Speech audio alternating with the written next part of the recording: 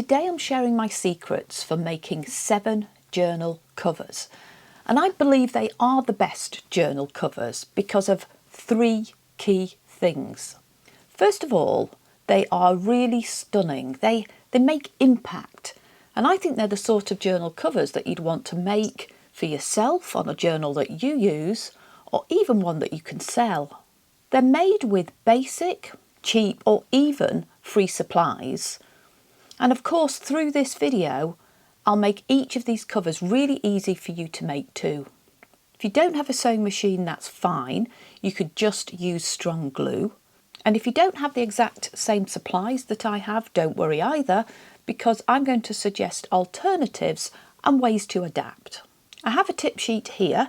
You can find this on Pinterest. I have over 60 sets of tips and resource sheets for you. They're all free for you to download, use and have fun. Some of the techniques that I'm sharing today are ones that I've used before, and some of them are new, and I've been gathering new techniques from Craftsy, who I'm delighted to say is the sponsor of today's video. And in case you didn't know it, Craftsy is your online resource for all things creative. The categories of classes that they have are, how should I say it, right up my street, as we say here in England.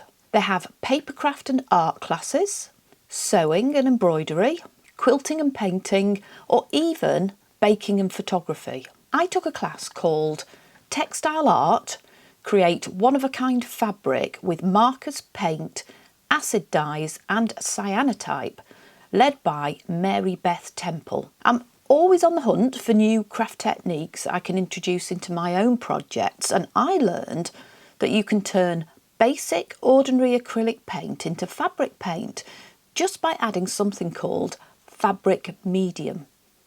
You can paint the medium onto fabric, that's one technique, or you can actually mix that medium up into the paint itself.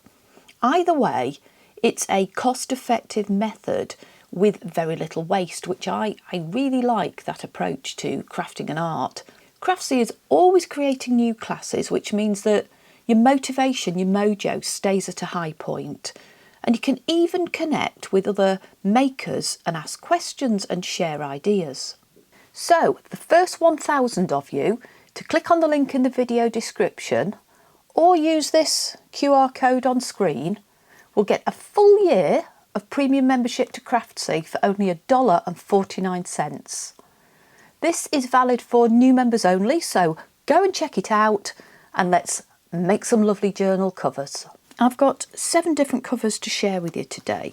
They are all very different and they're actually all the solution for particular challenges or problems for using up some really basic supplies. The base for each of these is nothing more than a simple used junk mail envelope.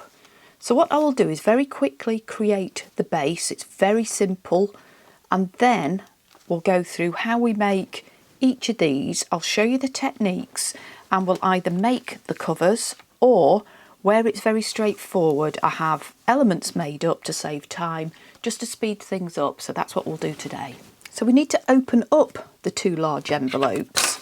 These envelopes are about 16 centimetres in height, which is about 6.5 inches, and the width of these is 24 centimetres, which is just nearly 9.5 inches. It doesn't actually matter exactly what the size is, although I do like the result we get, the dimensions and the aspect ratio of the finished item.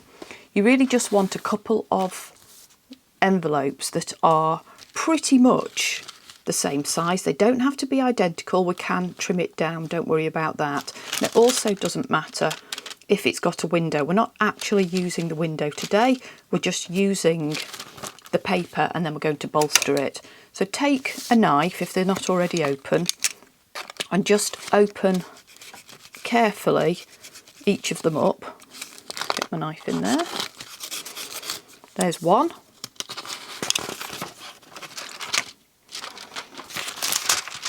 Two.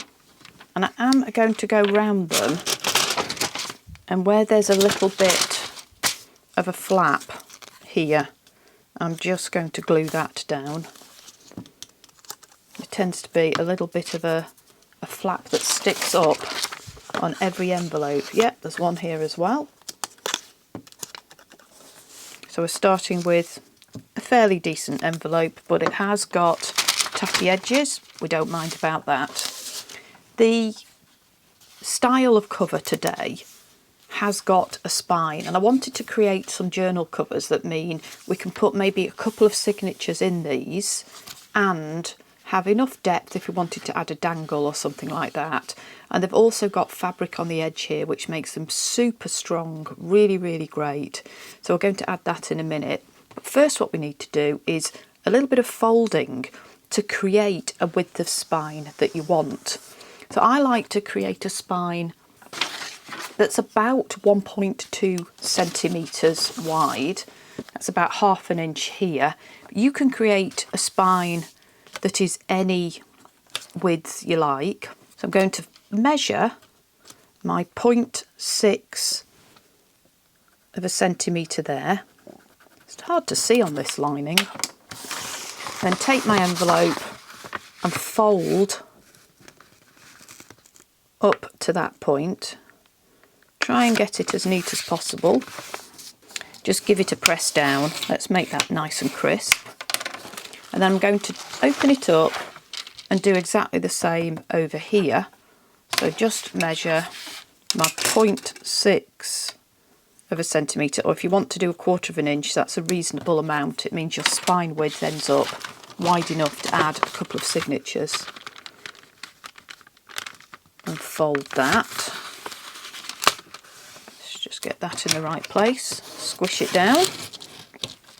And that means that on the back here, I've got the fold in the middle, the original crease, and a couple of folds either side of it, which gives me some width of spine just here. Now I'm not folding the second one yet. I was a bit stupid, wasn't I? I should have done the marks on this, it would have been easier to see. I'm going to take the two of them and glue them together. And at this point, if you don't have a sewing machine, this is the time to make sure that they're glued really well together. So get your glue and get it all the way to the edge. Now I'm not worrying about that because I am going to sew this, and actually that means I'm not taking my glue all the way to the edge because I don't want it to go on the needle of the sewing machine. But it is possible to do these, and before I had a sewing machine I did do it with just glue. So just whack a bit of glue on there, and then you want to fold it over so that it's sitting on the original crease of the envelope. Take your second envelope and just sit it into that original middle crease. So put them together, push it into that original crease, and then press down so that they glue together. And we're just going to use the extra folds we've already made for the spine as our guide when we refold. So rather than folding both of these envelopes originally and trying to line it all up, we're going to just put that second one inside, and then open it up, take your glued together pieces and use the nice and crisp fold that you made originally for a spine to refold so that you're making your spine width as we did before. There we go, got one done. Just refolding where we folded the original first envelope. Guide it into place and give it another squish down. The next thing we're going to do is cover this to add strength to both the outside and the inside, and for that I'm going to use book pages. So the book pages we need, first of all we need 4.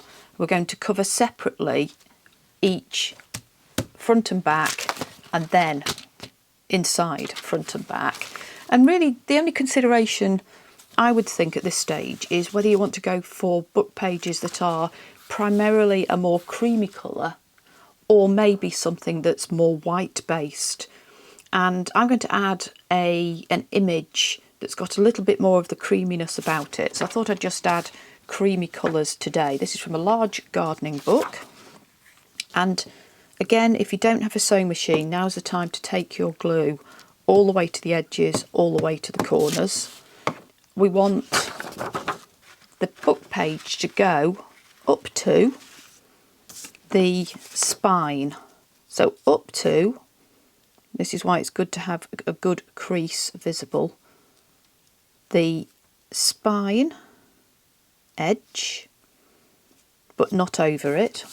I will bolster the spine itself with some other materials, but this way I'm managing the overlap that goes around and has to travel further when we close this. We're managing the issue of stretch. So that goes on there, and I'm going to just immediately trim off any excess so I can see where the edge is. Just go around that with my scissors. And the same again here.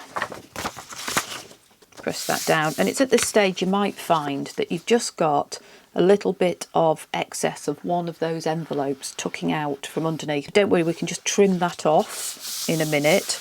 You can see I've protected the width of the spine, so it's still really easy to fold. Trim that down, and that's going to fold really easily. And we just do the same on the inside, again up to the spine.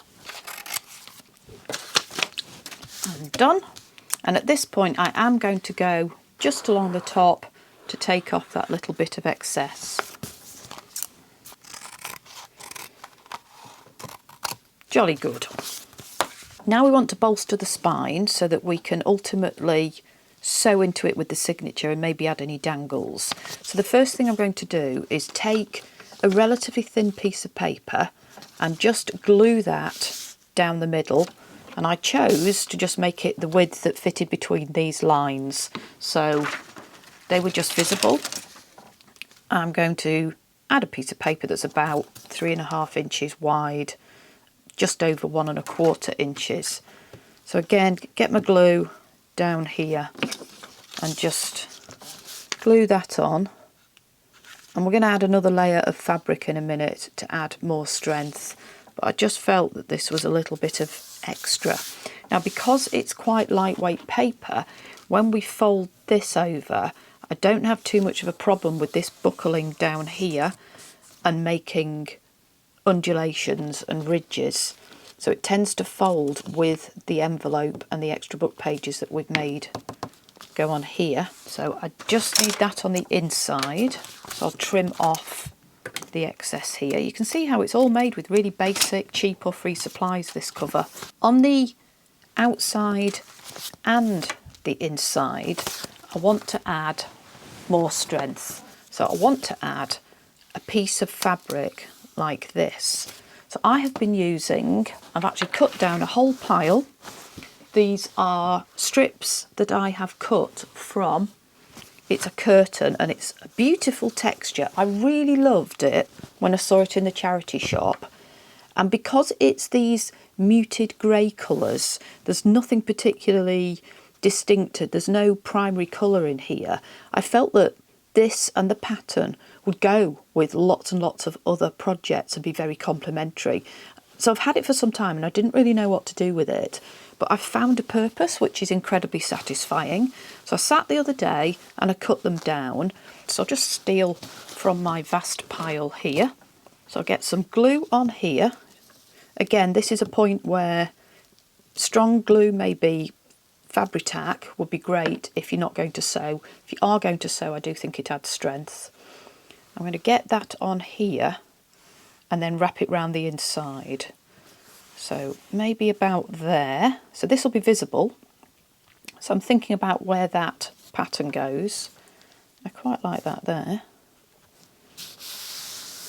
And then I'll just take the excess into the inside. So that can come down here. Oh, there's plenty. Just bring that down here.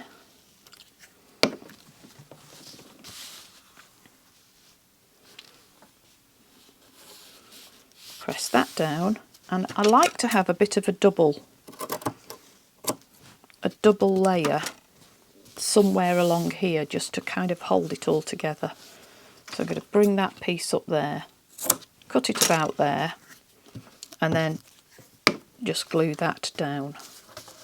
And this, I find, is a great way of giving that extra strength that you can confidently then add a signature to when we get to that stage.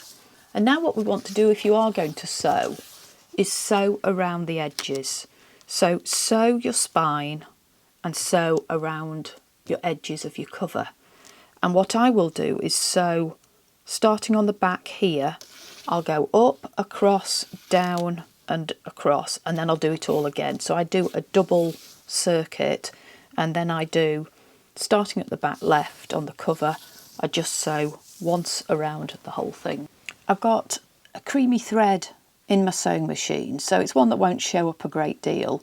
And I'm just going to do a forward and back to start with, and then do my double circuit of the spine. At this point, you'll definitely realise if you haven't cut or ripped a straight strip of fabric for the spine, but I don't think that really matters. I just want to sew roughly in a straight line around this. It doesn't matter if it's not straight. You'll find that when you get to the second circuit, it's really easy because your stitches are already holding that fabric down, and we are perfectly done.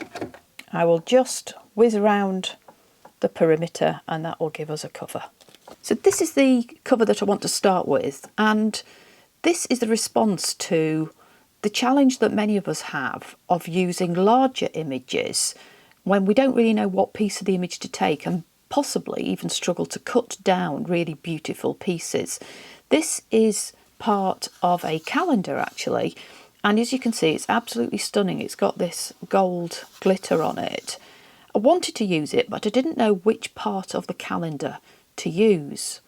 So it took me absolutely ages, and I realised after I put this together that if I'd created a little frame like this, that is the size of the journal that I'd made, I'd be able to test parts of the image, parts of that larger piece, to see if a part of it would work. So I thought I'd just show you that process on a book with large images.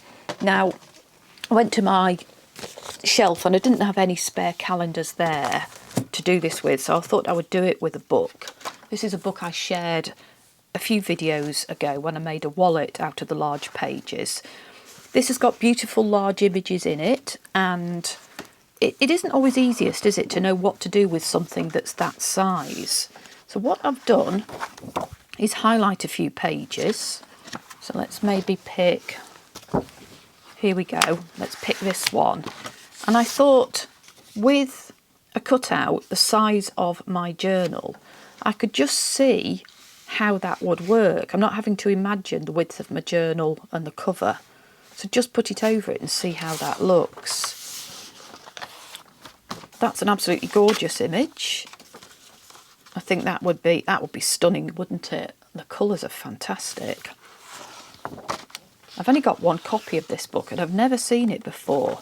This one I absolutely love.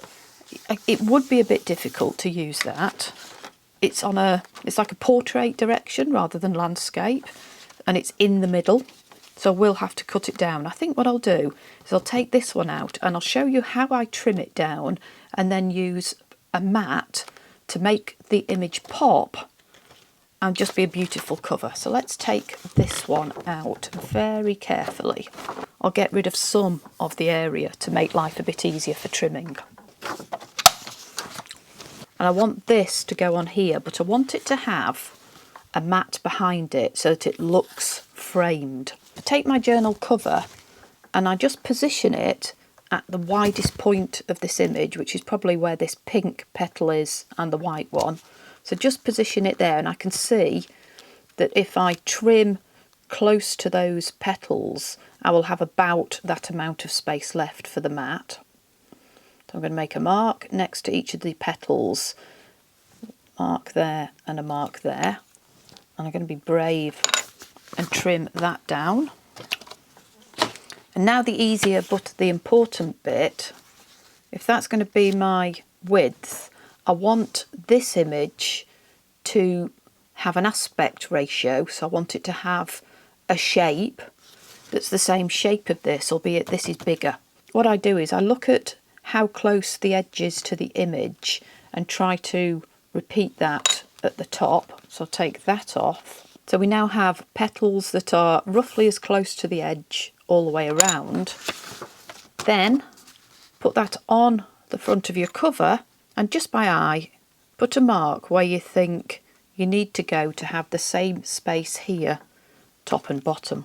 What we should end up with is an image that is roughly the same shape as our cover, has got space for a mat behind, and the image looks right because the petals or the image, whatever your image is as close to the edge on each side and at the top as each other. It doesn't matter if the space here below these stalks is different, we're just allowing that to happen to make the space, to make the shape be what it needs to be. But I do want to make this image pop, and I want to add a mat behind, and a mat is just another piece of paper of any type. On this one I used the index page to a Victorian flower album because the paper size is a cream and so is this. I'm going to pick something that makes this pop and just put a mat behind it. I've managed to find some purple paper, so I'm going to cut a mat with a frame that's about a centimetre wide, so maybe is that a quarter of an inch?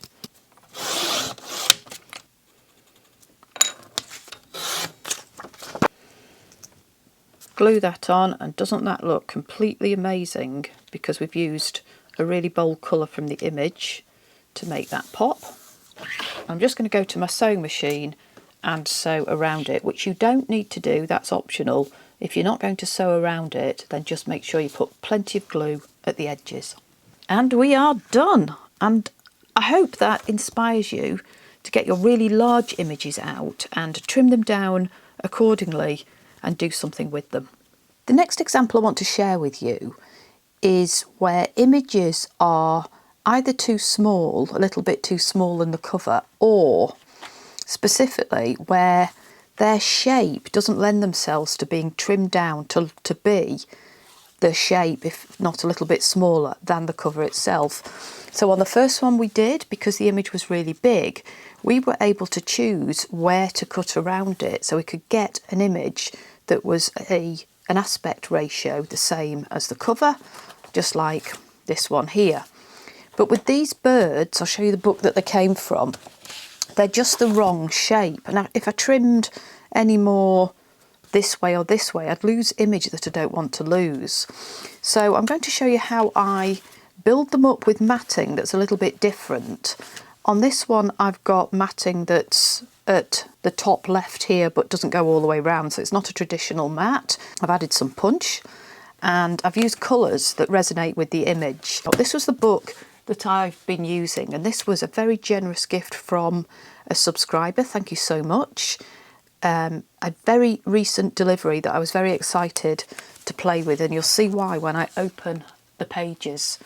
So it's got gorgeous images in it, but a lot of these images are full pages, so I'll have to do something about those. But I also have these smaller images, and I thought I would do something today to illustrate how I put those on the cover. So you can see lots of big ones. Isn't he gorgeous? Robin, that's fantastic. I will do something with that.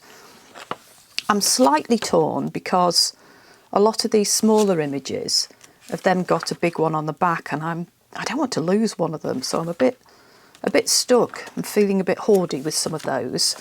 But what I thought I'd do is bite the bullet, take this one out, which is, I'm going to have to lose you, I'm sorry. Take this one out and then do the matting and show how I can build that up to be the right proportions and interesting with matting behind. So the first thing I'm going to do is cut this out with a little white border. There is the option of adding a little bit of a border because the text, although it's close, is a couple of millimetres below the image. So I will just trim it out like that to begin with. So I've got an image with a little bit of a border around it. It's not absolutely perfect, but I don't think that matters too much. What I've done is pull out from my stash under the desk a few colours that I think resonate with the colours in the image. So I've got a little bit of creamy yellow paper, thick paper. This is the book internal cover. I've got some green. That might be a little bit too blue-green. I might put that on the side. That's a better green. I don't need the purple. This is also book cover, so you can use up your scraps. And this is an old calendar. And the reason I pulled this out is because I've got some lovely teal, and I can see teal in his tail. So what I'm going to do is just build this out with pieces, like I've done with this one. And in fact, behind this one, I've got yellow that came from the same calendar. I didn't use a piece that went all the way around. I thought I would vary it. So I've got the black above here that only goes to here, and yellow that only goes to here, and I've sewn around it. So I'll just do some trimming of the papers and build this out. I can't fit that on there without seeing a little bit of the text either side. So I'm going to use just a small amount this way. It doesn't go all the way to the top, but I'm okay with that. It's partial matting. That's absolutely fine.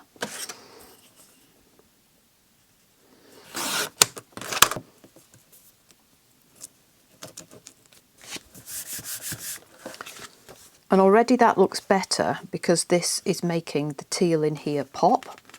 So I'm going to build it out at the top, see what we've got in this pile.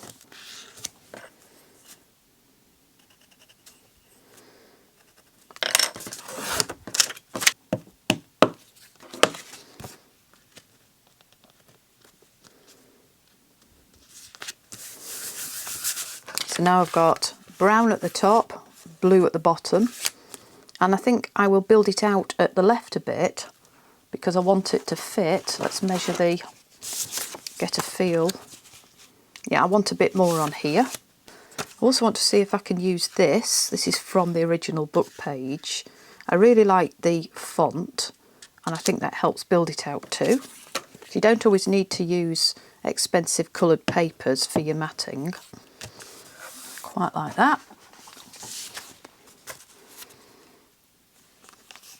I might just put something round here to make this text show up a bit better when it goes on the journal cover.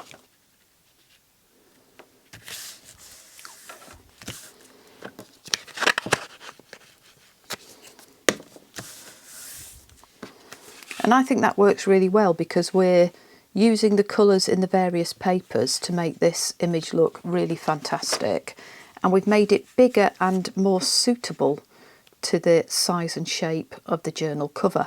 And all I would do with this is just sew around it. I would sew around the image in its entirety, and then wherever you feel like it, just go over each of these layers just to add a little bit more texture. In this third example, I realised that when I'd put the cover together, and I used more white pages for that, I had some interesting images actually on the cover, and it's because it was some kind of DIY book that I used to begin with. So remember when we did the calendar example right at the beginning, that was more of a yellow hue.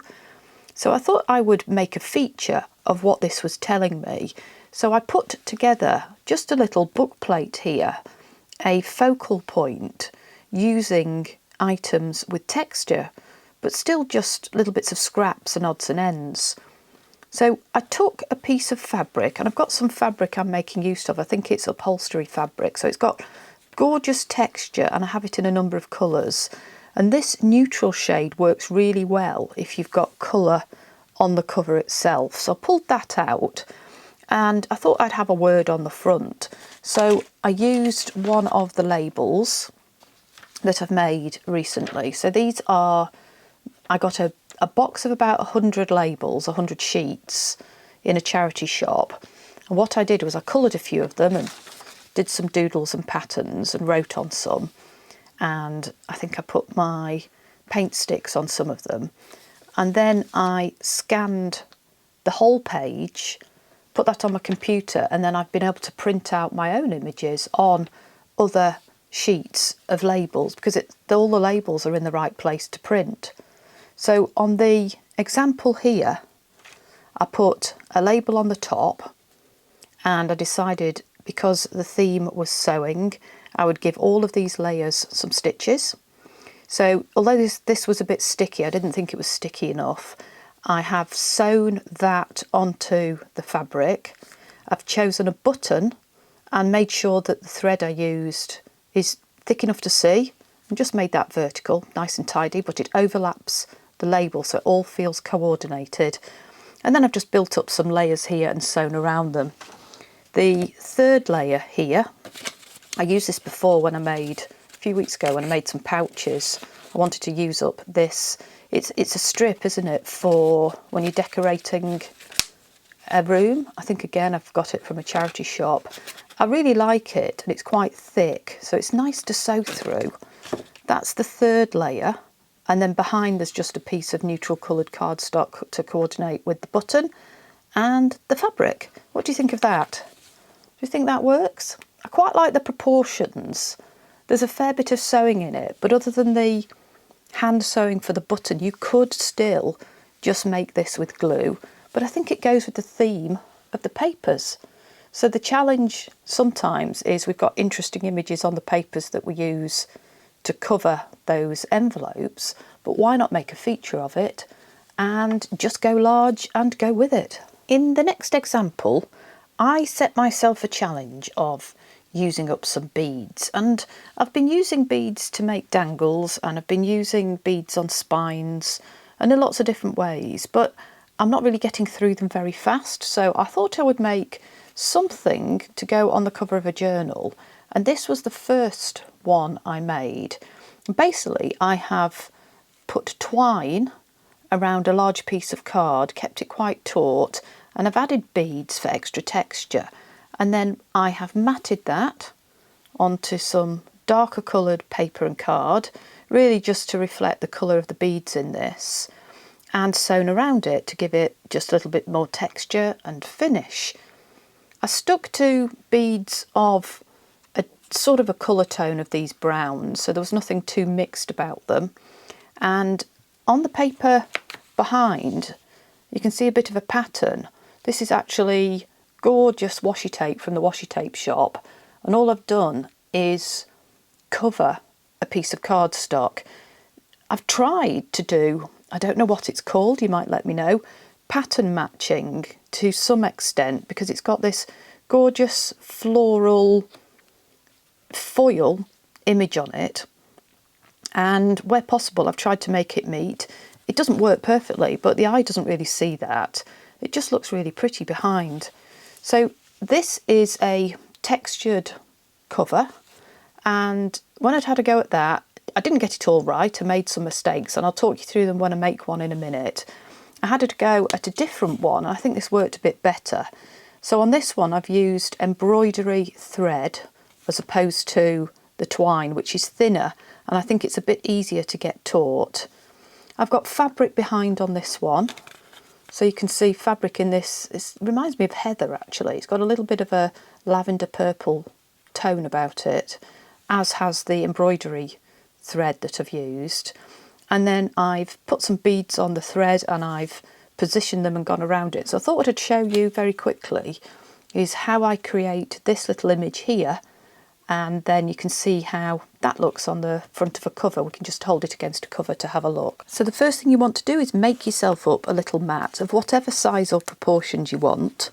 I've chosen a bit of green fabric here, nice and textured, a little bit bouncy, and I've glued that on and I've sewn it on. As I said before, you don't need to sew, you can leave it with just glue. The card behind, it's gold, but it's a little bit of a greeny gold, antique gold, so I thought that went well with the green. And then we need to make life easy, put about 10 pieces of sellotape, sticky tape, that's a couple of inches long, on the side of your desk wherever you're working, because we're going to use that to make the thread stay really taut when we wrap around, and it's hard to just get the pieces off in the moment when we suddenly need it. So I've got a line of them stuck to my desk at the moment. And then we need to choose some thread. So I'm going to use this ombre style green because I think that goes with the green. Remember we had nice ombre purple here, just simple embroidery thread.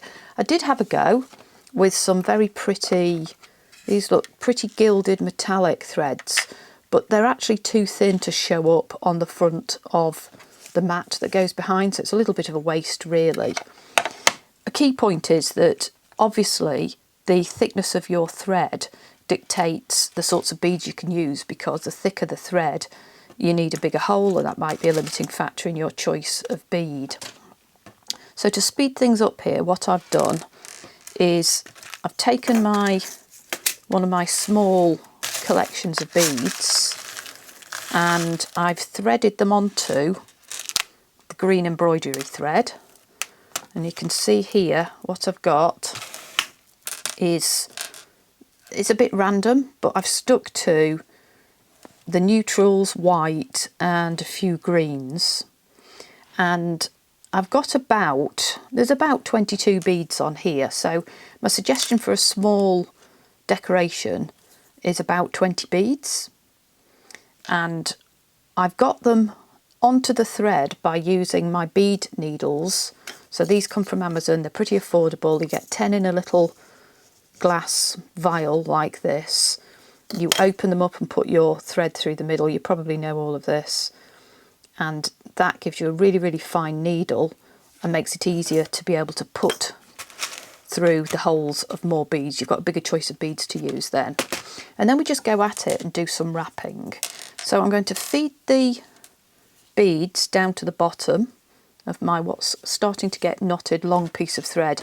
You do need quite a long piece of thread, and if you want to do any sort of measurement, if we're going to do about 10 wraps of this, you want at least 20 of the widths. If that makes sense, you need to go front and back each time. I don't need to knot it really. I'm just going to start by sticking the end on the back somewhere in the middle, and then we simply start wrapping. And there's no real approach to this. I think I found on this one I had a bit of a centre point. You can see the dials coming out. The centre point just gave it a bit of interest rather than just wrapping regularly all the way around. But do whatever you like, experiment, have fun. So I'm going to wrap. Not every wrap needs to have beads, so why don't we just get going with one without. When I come round the back, I'm just going to keep it taut. Don't bend your card, and stick that down. And then I'm going to do a wrap with beads on it. And on this one the beads were big, and I don't mind them sitting as individual beads on the thread, but I quite like the idea of clusters of 3, so I'll try clusters of 3 on this one. But whatever you want, just have a play. So let's move my beads down the bench, going down the bench. Try and do this without getting a knot in this great big length. In a way it gets easier as you go on because you've got less length to play with. So I'll take 3, just let them sit there, keep it taut, wrap it around, move them away, take your piece of tape and just tape that down. Bring it round, and where shall we go? Shall we go up here? Just have 3 more sitting there. Bring it round, and where it comes around the back, see how you want to have your tape ready. You don't want to be fiddling cutting that off. So I think I'm going to go down now. Go down here, maybe have 3 down there.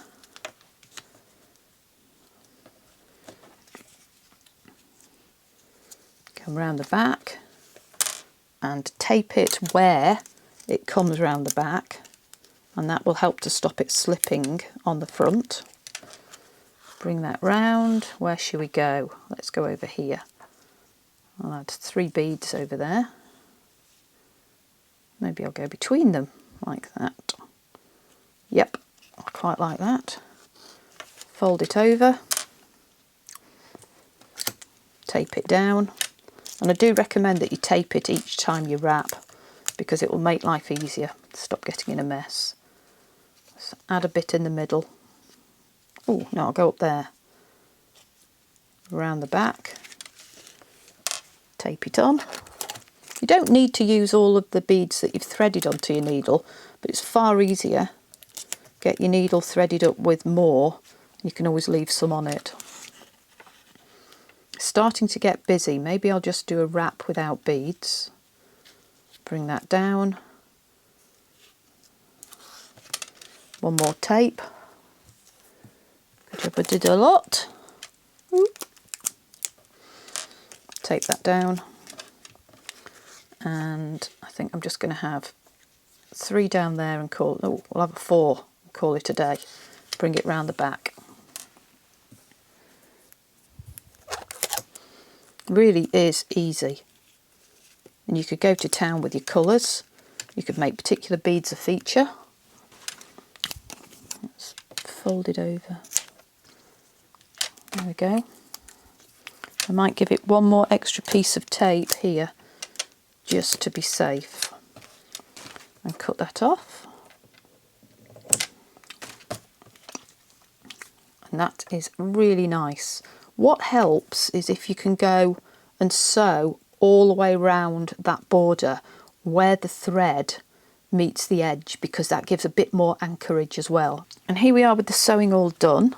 I've added sewing around this gold piece of mat over the embroidery thread, and then I've done it on the next border as well. And when I put it on a journal cover, I would glue that on, and then I'd actually sew around that gold as well just to hold it in place. But again, all of this would work with just strong glue. Example number 5 is very, very simple, and I wanted to use my buttons, and I get to show you my button collection, which is actually no short, nothing less of amazing now. I've had quite a number of donations fortuitously, and they're very interesting ones. Not necessarily sets of anything, but just amazing buttons with lots of different colours. And I thought I would try and make a cover using the buttons and using my fabric in an interesting way. So I pulled out another of those pieces of fabric, the upholstery, and I could see that purple coming through. So I literally just sat and pulled out some buttons, 3 buttons, the number 3 works well, and picked 3 that would go on the front. And obviously I want them to be the flat ones. So ones like this with a hook don't work, and I've got quite a lot of those. They would sit too proud, I think, for the cover and might wobble about a bit. I didn't find a way of fixing the wobble, but I did use my embroidery thread and just sew 3 on, and I've got them in different colours. And then I took one of these colours and pulled out another of those labels, so you could create a little image yourself or use an image from a book. It's a label that I've just then glued onto some neutral coloured cardstock. I've sewn around the label, the cardstock, and once the buttons have been sewn onto the fabric, I've then glued this piece onto a piece of scrapbook paper with a pattern on it, and I've sewn around that. So it's not very complicated, but I think it's effective. And I love the fact that there's a 3D effect to this, and that the limey coloured green on here works with the image here. The very pale lavender purple works with the fabric, as does this. It just, the colour coordination works for me, and I love the texture, and I'm making use of my buttons. Example number 6 is a very quick one, and although it's somewhat using the techniques I've shown in the earlier examples, I didn't want to miss it out because I've not really done it before. So this cover uses the matting techniques that we've talked about earlier, but the picture is actually from washi tape, and I didn't know that these existed until very recently. So you can get washi tape with whole images on. This is a gorgeous one from the washi tape shop. They very kindly sent me a collection, and all I did was cut one off carefully to preserve as much of the frame as I could, and then pick out the colours in the image and build out. Now obviously these are really tiny images, aren't they? They're not going to fill our cover by any means. So rather than just keep going and making the mats ever bigger, I sat a couple of layers onto a much larger piece, and then I filled in the blank space here just with a couple of labels, and I've planned that in a way such that the label goes underneath the matted image and this little label goes on top of this label so that it all joins up. I've even put a little label underneath the final mat here so that that sticks out and is just something for the eye. So it's a really quick example. I did think, obviously you might not have the exact washi tape, you might have some different examples. I thought if you put 4 images from maybe a roll like this, 1, 2, 3, 4, you could build up your own little image, a bit like we've made our own with the beads. You get them with stickers that peel off, like this one. Again, this would be really nice. You could just take one of these stickers, or take 4 of them, and put 4 of those on a piece of cardstock and build it out.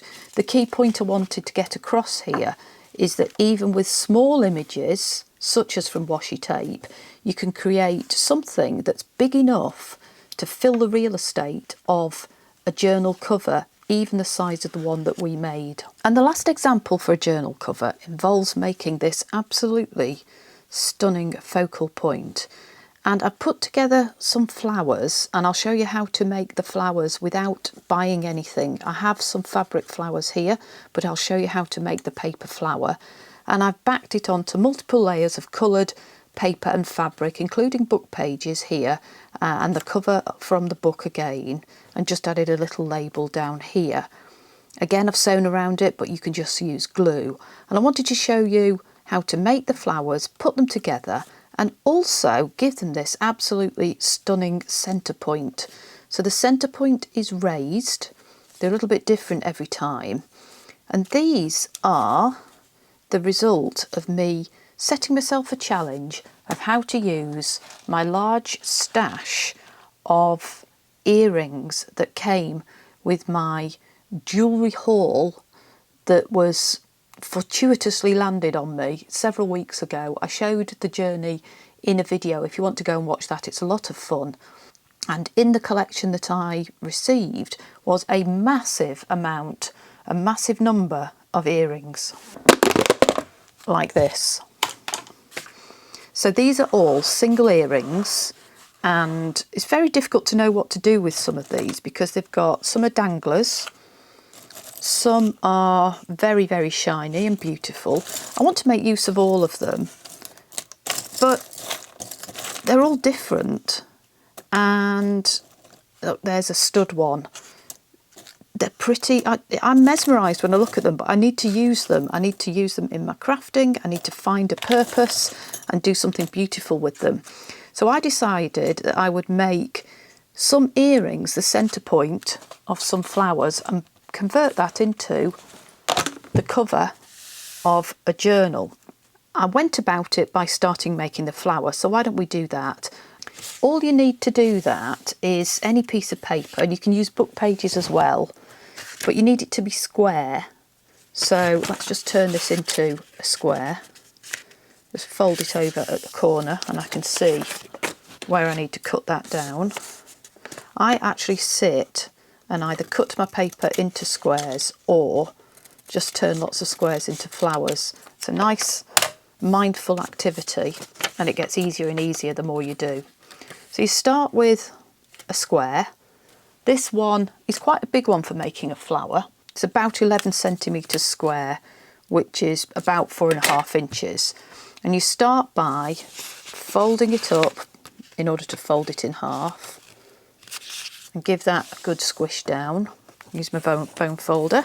I've done this several times, and if you want to see a video just on making the flowers, I will link that in the description box down below. Take the folded piece and pick up this bottom right hand corner, and you're going to move that corner over here so that you touch this corner at a point on this side that's about a third of the way down over here. I do it by eye and squish that down, and then we're going to fold this side over to meet this edge. Pick this up, fold that over to meet that edge, and again it starts to get thick, so squish it down and then turn the whole thing over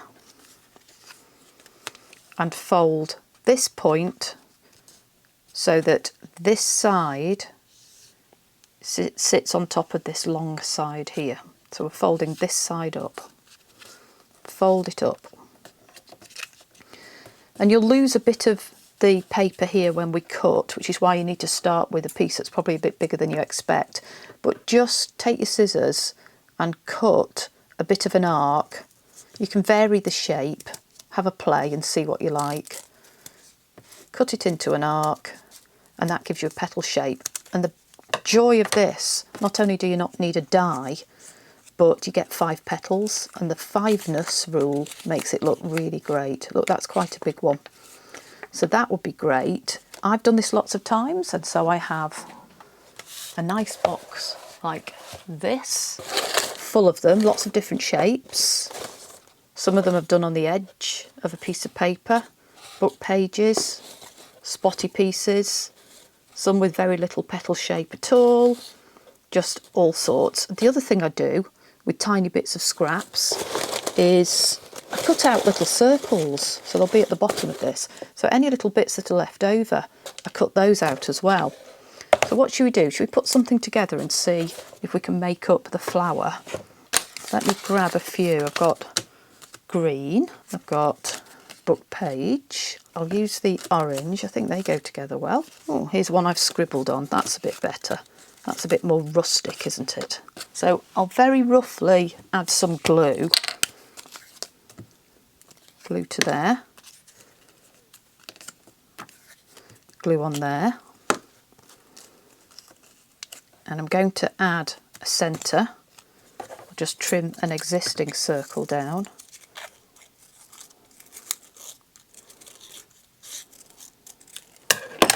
Ooh.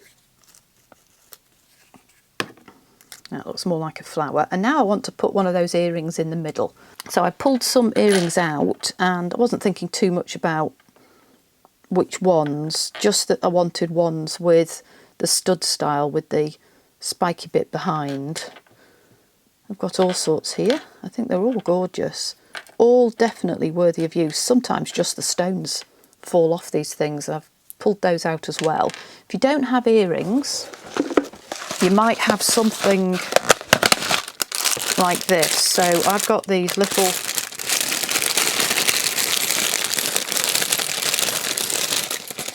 fake jewels, and I want to use those up as well. I probably wouldn't buy any more. They're a bit plasticky, and I don't really like lots of plastic in my projects, but if I've got it, I'll use it up.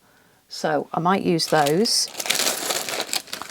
And an alternative you might want in the centre of your flower, if you've got them, any of these little pom-pom things, or maybe you could somehow make your own with some wool. Just something to add as a focal point in the centre. So if I pick one of these, let's pick a spiky one. What have we got? Maybe this gold one. So it's got that's actually got its butterfly on the back. Take my needle, make the hole, push that through, take my earring, and just before I push it down, I'm going to put a bit of glue, this is Fabri-Tac, behind the earring, so just in the centre, so that the earring stays attached to that middle. That's partly why that little circle in the middle is beneficial. Push that through, just turn it how I want it. And then on the back, these are little nippers that came from Temu a while ago when I ordered a few things for my jewellery making. I want to bend it once, and I've found that they don't snap. I haven't had one that's snapped yet. Bend it over, maybe around the tip, and then bend that sideways so that it goes as flat as possible. That's not too bad actually. And then what I'm going to do is cover that up just with a piece of foam. And the foam that I have is children's foam, just from it's actually from, I don't know, Poundland or a pound shop some time ago. So I'll cut about 1 inch square off that. So you want it to be big enough to cover that earring but not show behind your flower. And I think I will attach that with my Fabri-Tac as well. So you're protecting anything and anyone from that end there. And it also gives you something as a surface to attach to another piece of paper. Put that on there. And then that is ready. Isn't that gorgeous? To just go on a cover like we have here. Very quick to make up. I think they're stunning. Here are the others that I made earlier. Do let me know if you're going to make any of these journal covers and which one is your favourite. Subscribe if you haven't already, and I hope to see you soon.